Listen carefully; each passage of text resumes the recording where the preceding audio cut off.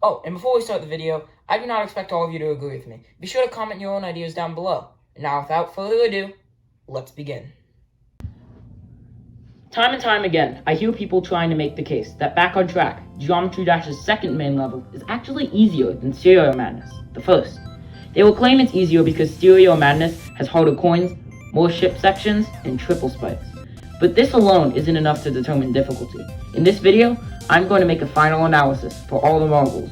Which level's harder, Stereo Madness or Back on Track? First off, let's lay some ground rules. We will not be including coins in this analysis, so even though Stereo Madness may have harder coins, we are not going to be taking them into account. First, we are going to go through both levels separately.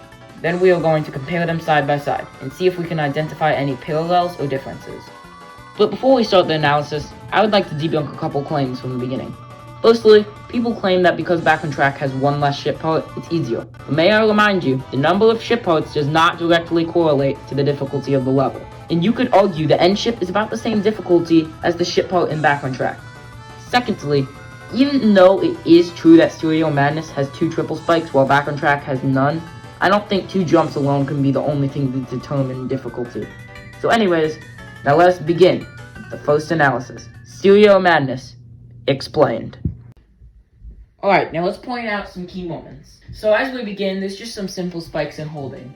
Now you may think, wow, this is pretty easy. But that's the point. It's supposed to introduce you to the physics, because you don't know. Maybe you jump like 5 blocks high, maybe you jump 1. So as we move on, there's some simple platformings.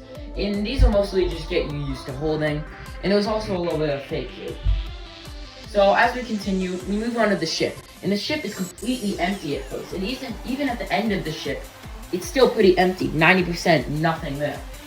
And let me remind you, this is the first time you've ever seen the ship. So once again, to mostly introduce you to the physics. There's also introducing you to some fake walls and secret coins.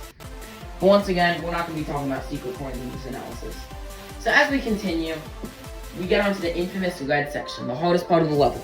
2 triple spikes. Which you could say, the game introduces you, teaching you that triple spikes is the farthest you can jump. Electrodynamics. So as we keep going, we keep going through this red section, teaching you that the gameplay can get pretty difficult, until finally we get onto the final ship with some easy straight fly. As you can see, it's quite obvious that Stereo Madness is ridiculously easy, having the freedom to be able to jump around without dying. Now with this in mind, let's move on to Back on Track, explained. As we enter into Back on Track, you'll immediately notice something off. There's a 4-spike jump. That's impossible, right? Well, there's this little yellow thingy in the front. Well, that's something we like to call jump pads. Specifically, the yellow jump pad. Foreshadowing.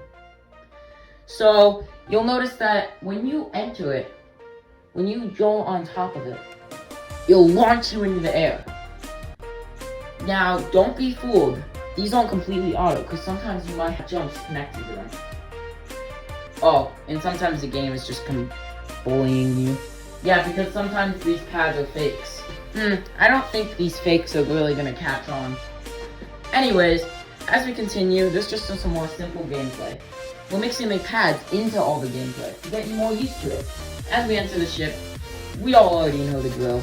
We're just going up and down, up and down.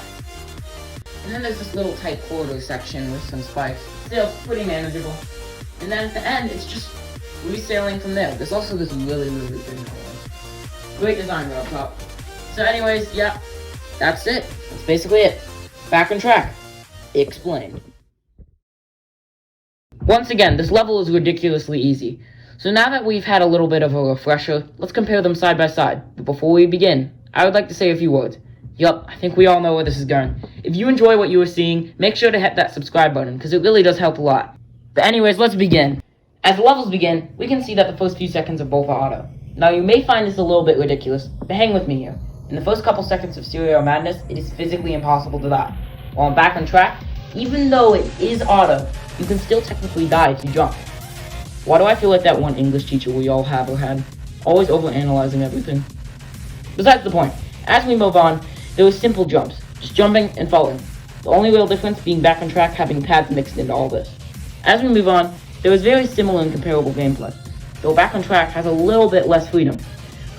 Once we get to the ship part, here is where we get a little bit theoretical. Now call me crazy, but I have undeniable proof that Bot's ship is harder than SM's.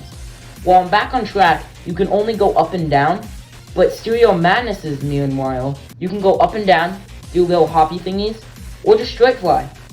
And Bot also has spikes in the tight quarter section. As we re-enter back into the cube, we just have some more simple gameplay. But here's the thing to understand. Lots of people say the red part of Stereo Madness is super duper difficult and makes Back on Track's ending look like a joke. And while I do agree Back on Track's ending is still kind of a joke, here's the thing to notice. Notice how Stereo Madness is literally just holding and then letting go. Well, Back on Track's gameplay is much more complicated, because you actually have to let go sometimes instead of just holding and then not holding. But because Stereo Madness does indeed have two triple spikes, while Bot has none, let's just say the final cube is about the same difficulty. Now the final ship is interesting, because Back on Track doesn't have one. You could argue it's about the same difficulty as Bot's, because Back on Track's ship focuses on going up and down, while Stereo Madness is focusing on flying as straight as possible. And tell me, when was the last time you died in the last 90% of Stereo Madness? It doesn't really happen that often. Now what can we take away from all this? Well, this is where the opinions start coming into play. In my opinion, Back on Track is indeed harder, because I found the paths difficult to understand. But others may have understood how they worked immediately, and had no further confusion. But we're talking about actual difficulty, not how difficult it was in the beginning. And when playing through these levels for the first time, you may have found Stereo Madness harder. But maybe that was just because you would have had no idea how to play. You would have had difficulty beating it. But by the time you get to Back on Track and have already been in Stereo Madness, you're already used to controls, setting the illusion that it is easier. There were many sections, though, where the gameplay is nearly identical, but Back on Track does have slightly tighter gameplay. Even though it is very opinion-based, Back on Track does have less freedom in certain sections, especially the ship. And that is a fact. In this, combined with what we just mentioned in the illusions, you start to realize the clear-cut answer. Back on Track is indeed more difficult than Stereo Madness. But hey, that's just a theory. A GD theory.